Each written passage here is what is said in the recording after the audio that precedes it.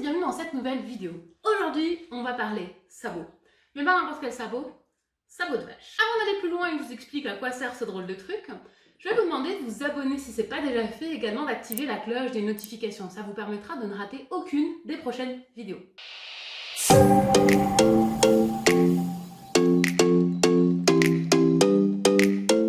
Alors aujourd'hui, on va parler du sabot de vache. Pourquoi est-ce que je vous parle de ça ? Il n'y a pas longtemps, j'ai fait une vidéo sur les friandises à mâchouiller. Et dans cette vidéo, je vous ai présenté toutes les friandises naturelles que vous pouviez donner à votre chien pour l'occuper, pour lui permettre de ronger et de satisfaire à ce besoin naturel que tous les chiens ont. Aujourd'hui, je vais vous parler du sabot. J'en avais pas parlé dans cette vidéo parce que ce que je voulais, c'était vraiment vous présenter ça en détail parce que j'ai beaucoup de choses à dire sur ça. Donc le sabot de vache, comme son nom l'indique, eh bien c'est un sabot qui provient d'une vache. On a une autre version qui est le sabot de veau, qui est un petit peu plus petit, mais que j'aime moins parce qu'il est beaucoup moins intéressant. Alors, l'intérêt du sabot de vache, c'est quoi? C'est que c'est une friandise à mâchouiller que vous allez pouvoir laisser à votre chien, mais c'est une friandise qui dure très longtemps. Pour qu'un chien mange entièrement un sabot de vache, ça va lui prendre plusieurs heures, voire plusieurs jours. Donc c'est super intéressant, surtout si vous avez un chien qui a des gros besoins de mâchouillage. Ça vous évitera de devoir lui redonner tout le temps de nouvelles friandises, d'avoir un stock énorme à la maison, même si c'est intéressant de varier. Le fait de pouvoir en avoir certaines qui durent longtemps, c'est assez intéressant.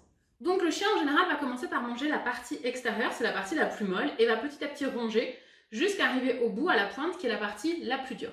Moi ce que je vous conseille, c'est quand il ne reste plus qu'une petite partie, donc à peu près cette taille-là, c'est de le jeter. Parce que quand le morceau est un petit peu petit, le chien pourrait l'avaler par mégarde, et pour éviter ça, moi quand j'arrive au bout du sabot, je jette les morceaux. Un bon truc, et qui est super pratique avec les sabots, c'est qu'on peut les fourrer. Un petit peu comme un Kong, on peut venir remplir le sabot, mettre dedans ce que vous voulez, ce que votre chien aime. On peut mettre un petit peu de yaourt avec de la sardine, on peut mettre de la viande, on peut mettre une espèce de pâté qu'on peut faire en mixant de la viande. Bref, on peut remplir ça avec des choses qui vont être appétantes pour notre chien. Et du coup, ça va lui donner encore plus de fun, ça va durer encore plus longtemps, il va falloir qu'il lèche ce qu'il y a à l'intérieur avant de manger l'extérieur. Cette pratique, elle est aussi intéressante si vous avez un chien qui n'est pas trop gourmand, qui n'aime pas forcément beaucoup mâchouiller, et bien le fait de mettre quelque chose à l'intérieur, ça va parfumer encore plus le sabot, ça va aussi un petit peu le ramollir, et ça va donner envie au chien de commencer à le grignoter pour avoir envie de manger ce qu'il y a à l'intérieur. Donc pour un chien qui n'est pas trop mâchouilleur ou qui n'est pas trop rongeur, ça peut être une bonne chose pour commencer. Pour certains de mes élèves, le sabot c'est même devenu un jouet. C'est quelque chose qu'ils vont pouvoir lancer, que les chiens vont aller chercher, vont le rapporter avec plaisir. Donc si vous avez un chien qui n'est pas très jeu, mais qui est plutôt nourriture, ça peut être une bonne alternative pour voir si votre chien ne serait pas intéressé pour jouer avec vous avec ce sabot. Il faut juste faire attention, ça peut être un peu dur pour les dents du chien. Donc si votre chien a des problèmes de dents, ou si votre chien est un jeune chien avec les dents de lait, c'est pas forcément une bonne idée. L'idée c'est aussi que le chien ne doit pas attraper le sabot au vol, c'est qu'on lance le sabot et que le chien va le ramasser par terre. Mais ne lancez pas le sabot comme ça directement dans la gueule de votre chien. Vous risquez de lui abîmer les dents et c'est pas une bonne idée. Donc à la maison, nous on a des sabots et ils sont en fait disponibles en permanence pour nos chiens. Donc on a 5 chiens, mais il y a en permanence environ une dizaine de sabots un petit peu partout dans les différentes pièces de la maison. Faut faire attention à ne pas marcher dessus. Mais au moins les chiens peuvent trouver facilement ce moyen de s'occuper et ce moyen de se détendre quand ils en ont besoin. Donc très souvent ça va être le soir. Quand nous on est devant le film, les chiens vont aller prendre un sabot, ils vont se mettre chacun sur un dodo et ils vont commencer à ronger leur sabot. Et ce qui est très intéressant de voir, c'est que ça dépend des jours et que ça dépend des chiens. Tout le monde ne va pas ronger le sabot de la même manière ni pendant la même durée. Souvent ce qu'on remarque, c'est qu'après une journée qui a été un petit peu stressante pour eux, il y a eu des émotions, ils ont fait des efforts, ou voilà, on a peut-être été en concours d'agility, donc ils ont vu plein d'autres chiens, puis il y a eu plein d'aboiements, il y a eu plein de bruit, ou alors il y a eu pas mal de chamboulements dans la journée, des artisans qui sont passés, etc. En général, ces soirs-là, les chiens ont un petit peu plus besoin de ronger que les autres soirs. Pour eux, c'est vraiment un moyen de descendre, de se calmer, après avoir eu des montées émotionnelles comme ça dans la journée. Donc c'est super intéressant de pouvoir proposer ça à notre chien de manière régulière parce qu'on ne sait pas forcément où il en est, on ne sait pas forcément ce dont il a besoin.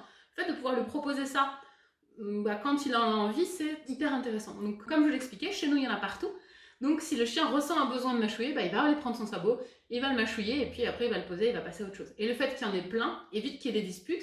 Puisque même s'il y a un chien qui a un sabot, les autres peuvent en trouver n'importe où. Finalement, le sabot a très peu d'intérêt pour les autres chiens, puisque vu qu'il y en a partout, c'est pas quelque chose de rare, c'est quelque chose de facilement accessible. Donc ils vont pas se prendre la tête pour ça. Maintenant, si vos chiens ont tendance à faire un petit peu de la protection de ressources et à se battre entre eux quand il y a des choses à manger, je vais bientôt sortir une vidéo où je vous expliquer comment faire pour que ça se passe bien quand vous donnez des friandises à mâchouiller à la maison et que vous avez plusieurs chiens. Alors oui, j'en ai pas parlé, mais c'est un truc qui revient très souvent pour les gens qui donnent des sabots à leurs chiens, c'est que quand les chiens les mâchouillent avec la salive, ça sent un petit peu fort. Donc c'est vrai que le sabot peut puer. J'avoue qu'au bout d'un moment on s'habitue, même si je trouve toujours que ça sent très mauvais. Alors là comme ça, il est tout neuf, il n'a pas été touché encore, il n'y a pas vraiment d'odeur, mais c'est vraiment quand le chien le mâchouille. Donc si c'est quelque chose qui est un petit peu désagréable pour vous, bah, n'hésitez pas à donner le sabot dans une pièce où vous n'êtes pas, comme ça le chien mâchouille dans son coin et puis voilà, quand il a fini, il revient. Donc voilà, je voulais quand même vous en parler, vous ne soyez pas surpris si jamais vous donnez des sabots à votre chien et vous sentez que ça sent vraiment très mauvais.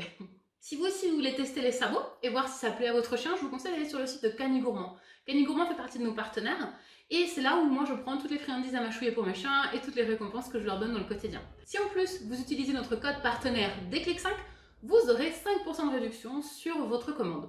Donc profitez-en, ça vaut vraiment le coup. Voilà pour cette vidéo sur le sabot. J'espère qu'elle vous a plu, qu'elle vous a intéressé. Si c'est le cas, n'hésitez pas à la liker, à la partager autour de vous. Dites-moi en commentaire si vous avez déjà essayé et ce que vous en avez pensé. Voilà pour cette vidéo, je vous dis à très bientôt pour parler chiens.